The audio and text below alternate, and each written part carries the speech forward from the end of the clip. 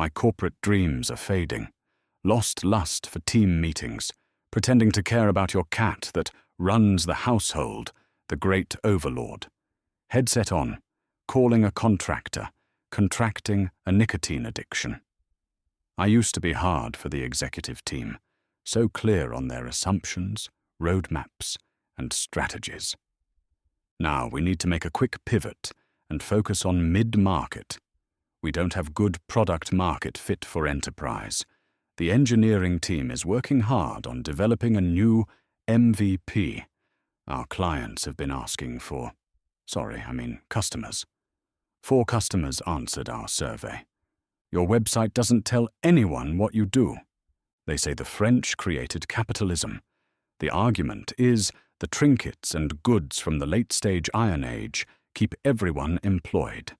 It all keeps the pleasure index up. GDP. If we rank high, people will run away from their countries to grow ours. My corporate dreams are fading.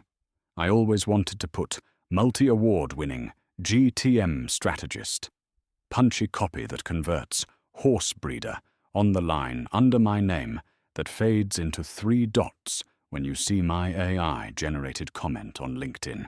Nice insight, Cheryl. Answering customer questions is definitely a game changer. Corporate is an entirely fake thing among many other entirely fake things, such as Bigfoot, the Gucci bags vendors peddle on the streets of Rio, democracy, moon, Harry Potter, the existence of Panama. The suit and tie world of madmen is no more and never was.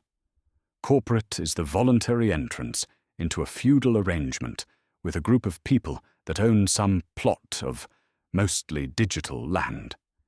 It feels lame because no one fought for this land, maintained it, honored gods on it, or even stuck a flag on it, no matter how scrappy the team is. Notice how everyone says their favorite thing about a company when they leave is the people they worked with.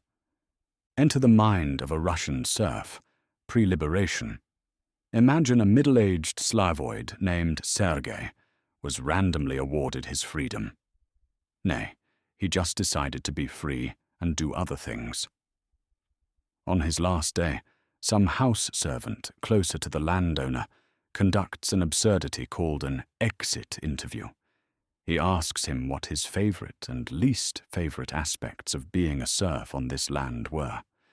Sergei says, "My serf comrades who worked the field alongside me were my favorite. They were great, but not great enough to stay. His least favorite thing was the workload and the pay for it." I want you to always remember, serfs had housing, meals, and sometimes medical attention. Serfs had babies, more than the nobility and us. They worshipped God, they sang songs, they laughed, lived, loved. I messed up the order of those. Remember that, and take from it what you will. No one ever says the company was glorious, or that they wanted to walk into Valhalla for the leadership team. They never say the product was the crystallization of all the genius of mankind. Companies are unimpressive for the most part, especially when you're inside their guts. People want some decent folks around them and not to feel like they're being whipped into submission. Whipping is best done in a politically correct way with the reward of money. That means there's plausible deniability and a set of rationalizations. It's like your father socking you in the face and saying he loves you. This hurts him more than you. It's for your own good. People know when they're being lied to. My corporate dreams are fading fast. Never a finance guy. Never an analytics guy. I'm an eye test guy. I believe companies are selected by an oracle in the forests of the Smoky Mountains. Nietzsche talks about this old wrinkly Confederate whose arthritic knee howls in pain when he senses a new founder being born from the ether of Alcatraz. Oh, you thought that was a museum? You thought they wanted Al Capone on bootlegging and murder? Read The Deep History of the Magisterial Chicagoan by Amy Schuhorn. It's all there. Al Capone was a eugenicist trying to liberate us into the next technological age through selective breeding. The CIA funded him, but things got out of hand ideologically. Al Capone, the first Osama. I'm fading. I'm an AI native. My people didn't just roam these hills. We danced on them, farmed them, buried our dead in them. May they haunt you for the rest of your days. My corporate dreams are spiraling. Never had a work wife. I haven't seen the lower bodies of most of the people I worked with. Can you trust someone you haven't seen in their entirety? What if they're wearing Sydney Sweeney's jeans? Life on its surface, and below it, is a trillion simultaneous supernova explosions of absurdity. Corporate life is hardly the crowning jewel. I quit a job at the end of July, and I said my resignation was effective immediately.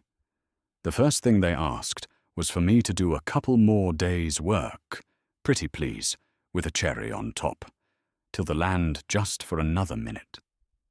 What do we think of this? Chat. Are we so different from boomers? Our complaints are surely neck and neck at the annoying Olympics. Are we just resentful they were born in a moment in time where this civilization was at an already eroding peak? A snap of the fingers, it was theirs. Would you give it up? I was born in 1994. Am I leaving something for my kids? I don't even have kids. I fell asleep watching a damned near silent video of Tokyo travel last night, envious of the little vintage shops I don't have. Envy put me to sleep.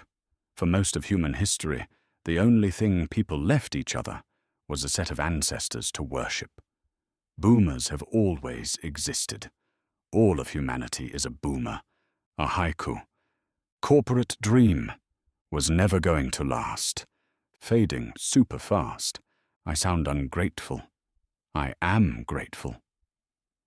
It's under the blazing light of my gratitude I see the facade of the cubicle, the home office, the open door policy of the exec.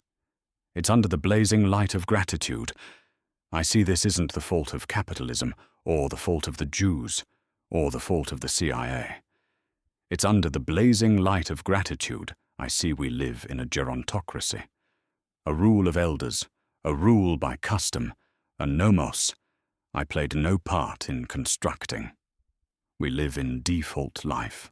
Long houses we now call the suburbs or one-room high-rises. Corporate is the field outside the house. A few weeks ago, I was in Algonquin Provincial Park. I was paddling down a lazy river with my wife in search of beavers. The sun was warm on my back. I navigated with ease. It was there my corporate dreams gave way to the refreshing wakefulness of gratitude, and I saw the answer to all of this. I saw the next step to revolution, to the emancipation of the great masses of mankind. Al Capone's selective breeding program for founders. Buy it here.